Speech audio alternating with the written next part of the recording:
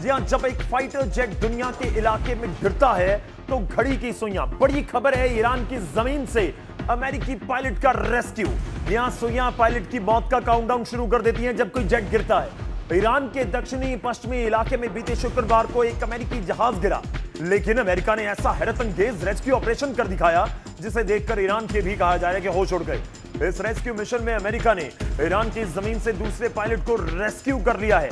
जानकारी के मुताबिक इस ऑपरेशन के दौरान दोनों तरफों से जोरदार भारी गोलीबारी हुई, लेकिन अमेरिकी सैनिकों ने मौत के पंजे से अपने साथी पायलट को छुड़वाकर जाबाजी की मिसाल पेश की है। मेजर गौर बारिया, क्या वाकई ये अद्भुत है? बहुत अद्भुत है। और इस ऑपरेशन को, जिसमें इन्होंने अपना दूसरा पायलट भी निकाल लिया, ये पढ़ाया जाएगा आने वाली नस्लों को कि इस तरीके से कॉम्बैट सर्च एंड रेस्क्यू करा जाता है। इसको कॉम्बैट सर्च एंड रेस्क्यू कहते हैं। और जिस तरीके से अमेरिकन ने किया वो काबिले तारीफ है। सल्यूट एंड हैट्स ऑफ, कमाल कर दिया। मैं विंग कमांडर अभिनंदन का भी जिक्र करूंगा, लेकिन उससे पहले एक रिपोर्ट।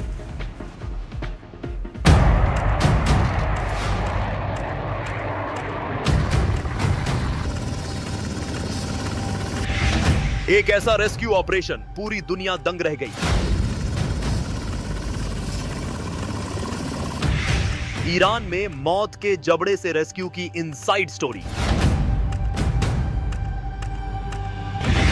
कमांड सेंटर में अमेरिका का सीक्रेट मिशन डिकोड।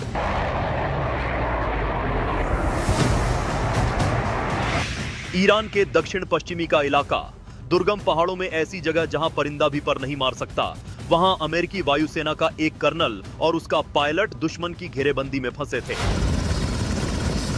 शुक्रवार को यानी 3 अप्रैल को फाइटर जेट गिरने के बाद ईरान की सेना उन्हें ढूंढ रही थी, लेकिन बाजी मारी अमेरिका की CSAR यानी combat search and rescue team ने।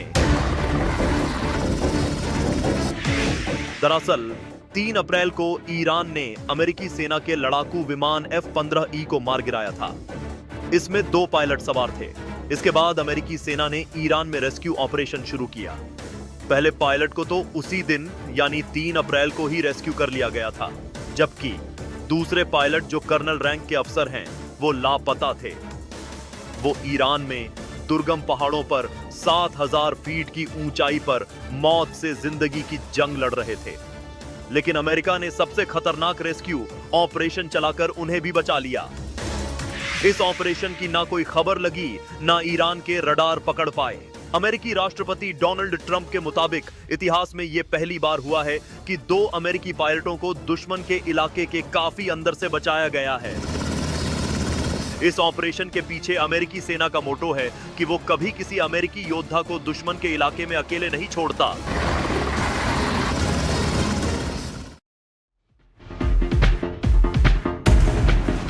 रेस्क्यू ऑपरेशन के ऊपर बात करेंगे जिसकी पूरी दुनिया में बात हो रही है। इस बीच में अपने दर्शकों को भी कहूंगा जो YouTube के जरिए हमारे साथ जुड़ रहे हैं, आप YouTube पर जाइए, न्यूज 18 इंडिया के पेज के ऊपर कमांड सेंटर शो में आप कोई सवाल पूछना चाहते हैं मेजर गौरव बारिया से तो पूछ सकते हैं। इस सेगमेंट में इस रेस्क्यू ऑपरेशन को लेकर जो जुड़े हुए सवाल है मैं वो पूछने की कोशिश करूंगा, लेकिन सवाल यह है कि ईरान में पायलट के रेस्क्यू ऑपरेशन को इतनी मुश्किल काम को अंजाम दे कैसे दिया गया। थोड़ी सी टाइमलाइन में आपको बताता हूं। 3 अप्रैल को ईरान में अमेरिका का F-15E जेट गिराया गया।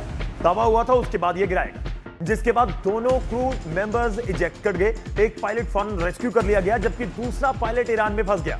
उसके बाद 4 अप्रैल को 100 कमांडो और 12 हेलीकॉप्टर और फाइटर जेट के साथ अमेरिका ने पूरा रेस्क्यू ऑपरेशन लॉन्च किया, तबाही मचा दी एक तरह से। और फिर 5 अप्रैल को दूसरे पायलट को ईरान से निकाल लिया।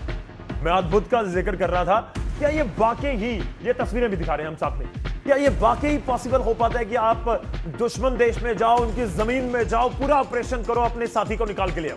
ये जब मैंने ऑपरेशन के बारे में डिटेल में पढ़ा तो सबसे पहले मैंने बोला कि दिस डिजर्व्स अ क्लैप। भाई ये अलग लेवल का ऑपरेशन है दोस्तों। मैं आपको बताता हूं कि जैसे ही पायलट ने इजेक्ट किया और पायलट जमीन पर लैंड किया, पायलट ने अपना जो ट्रांसमिशन डिवाइस है उसको ऑन करा। ट्रांसमिशन डिवाइस जैसी उसने ऑन करी तो सैटेलाइट के थ्रू अमेरिकन फोर्सेस को यह पता लग गया कि एक पायलट परेशानी में है। 15 मिनट के अंदर, with in 15 minutes, combat search and rescue जो टीम है अमेरिकन की, जिसमें स्पेशल फोर्सेस हैं, जिसमें एयरफोर्स है, सब लोग शामिल हैं, दे गॉट एक्टिवेटेड। और जो कमाल का इन्होंने करा है रेस्क्यू, मैं बता रहा हूं, ईरान के अंदर घुस के ये कोई बॉर्डर इलाका नहीं है, ईरान के बीचों बीच गए अपने जहाज लेके, अपने इतने सारे कमांडोज लेके और अपने एक साथी को। इससे मैसेज क्या है आपको पता है? इससे मैसेज सिर्फ एक है, और ये मैसेज हर एक अमेरिकन पायलट को है कि आप फिक्र मत करो, आप जाके लड़ो।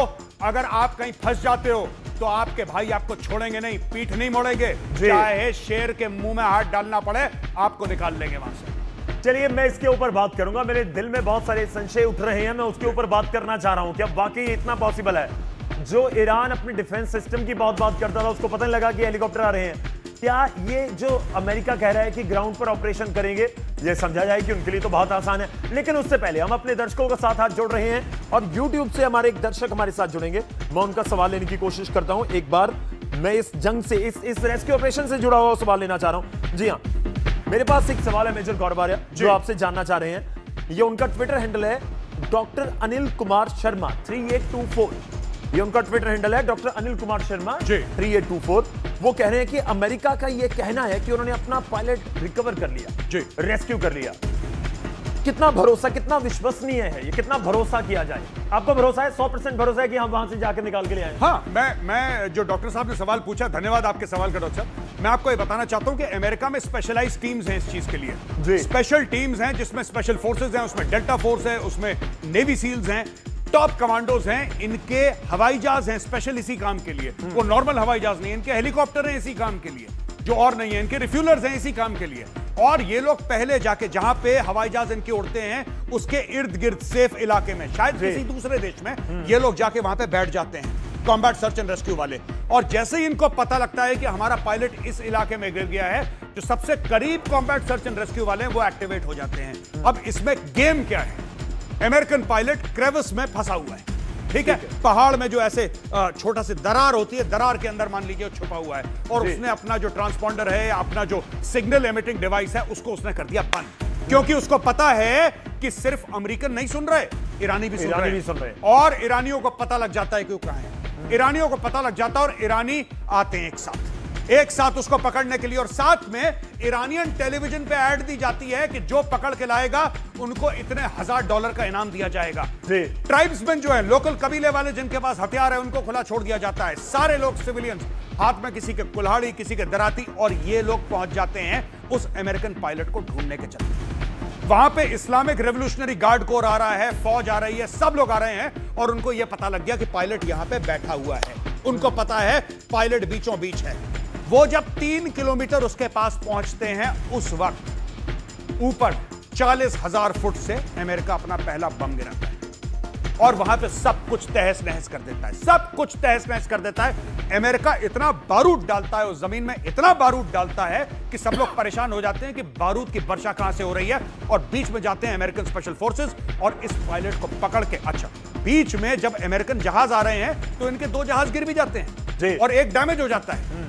एक जो 2 ट्रांसपोर्टर हैं और एक इनका A-10 वॉटहॉग है, वो डैमेज हो जाता है। A-10 वॉटहॉग का पायलट उसको ले जाता है कुवैत, और कुवैत ले जाके वहां पे बेल आउट कर जाता है, इजेक्ट कर जाता है। वो प्लेन क्रैश हो जाता है, कोई बात नहीं, पायलट बच गया। दूसरा, ये जो 2 जहाज हैं ये खराब हो जाते हैं, तो ये अपना रेडियो सेट पे 2 और जहाज बुलवाते हैं। जब 2 और जहाज आते हैं वहां पे, उनके अंदर लोड करके ये लोग निकल जाते हैं, और निकलने से पहले जो 2 टूटे जहाज हैं, बर्बाद जहाज हैं, उनको ब्लो अप कर देते हैं, उनके अंदर बारूद लगाते हैं और अपने ही जहाजों को बर्बाद कर देते हैं और अपने पायलट को ले जाते हैं। यह है पूरा ऑपरेशन। ये पूरा ऑपरेशन जिस तरह से हुआ, मैं इसके ऊपर वापस आऊंगा। विंग कमांडर अभिनंदन का मैंने जिक्र किया था, लेकिन इस बीच एक बड़ी खबर है। यूएस इजराइल स्ट्राइक में 15 लोगों की मौत की खबर है। तेहरान में 15 लोगों की मौत का दावा किया जा रहा है, और लोगों की मौत, आप कहिए कि ये बहुत ही अनफॉर्चुनेट है कि किसी आम शख्स की बेकसूर किसी की जान जाए, लेकिन ये जंग की तबाही की तस्वीर भी है जो सब कुछ कहानी को बयां कर रही है।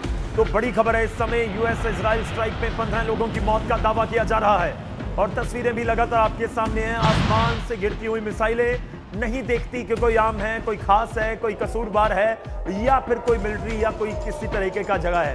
जब आकर मिसाइल गिरती है तो तबाही मचाती है, आम लोगों की भी जान जाती है। और मेजर गौरवारिया, ये 15 लोगों की मौत का दावा किया जा रहा है। देखिए, मौत तो हो रही है, इसमें तो कोई दो राय नहीं है, और लेकिन इस बीच में एक और चीज आपके पास वापस आ रहा हूं। मैं उस ऑपरेशन को लेकर, आपने विश्वसनीयता को लेकर बता दिया कि पूरा ऑपरेशन कैसे हुआ है। जी, एक ऑपरेशन मेरे को याद है जो हुआ भारत की ओर से। जी, विंग कमांडर का मैं जिक्र कर रहा हूं, अभिनंदन जी का। हाँ, बड़ी छाती चौड़ी करके पूरे बॉर्डर से बाहर आए थे पाकिस्तान वाली तरफ से, आज भी मेरे को याद है। आपको असली स्टोरी पता ही है। आपने वो पाकिस्तानी पार्लियामेंटेरियन जी। सादिक, आपने उनका बयान सुना था। बिल्कुल सिंपल सी बात है, हमारा कोई सर्च एंड रेस्क्यू नहीं गया जैसे अमेरिका का गया था। भारत से एक फोन गया, बिल्कुल हमारा पायलट है, बाइज्जत उसको छोड़ दो वरना हम हमला कर देंगे। ये पाकिस्तान के मेंबर ऑफ पार्लियामेंट ने, जी। जिसको मेंबर ऑफ नेशनल असेंबली बोलते हैं पाकिस्तान में, उसने अपना बयान दिया औपचारिक रूप से। ऑफिशियल बयान है जी। कि आर्मी चीफ बाजवा और पाकिस्तान का फॉरेन मिनिस्टर, उनके माथे पे पसीना था और उनकी टांगें कांप रही थी, और कहते हैं कि दिल्ली से फोन आया था कि अगर हमारे पायलट को नहीं छोड़ा तो बेटा 9 बजे हमला कर देगा भारत। वो इतना डर गए, उन्होंने नई जैकेट पहनाई अभिनंदन को और वागा पे छोड़ कर आए, क्या भाई साहब गलती हो गई है, वापस चले जाए। बिल्कुल, ये है भारत का कॉम्बैट सर्च एंड रेस्क्यू।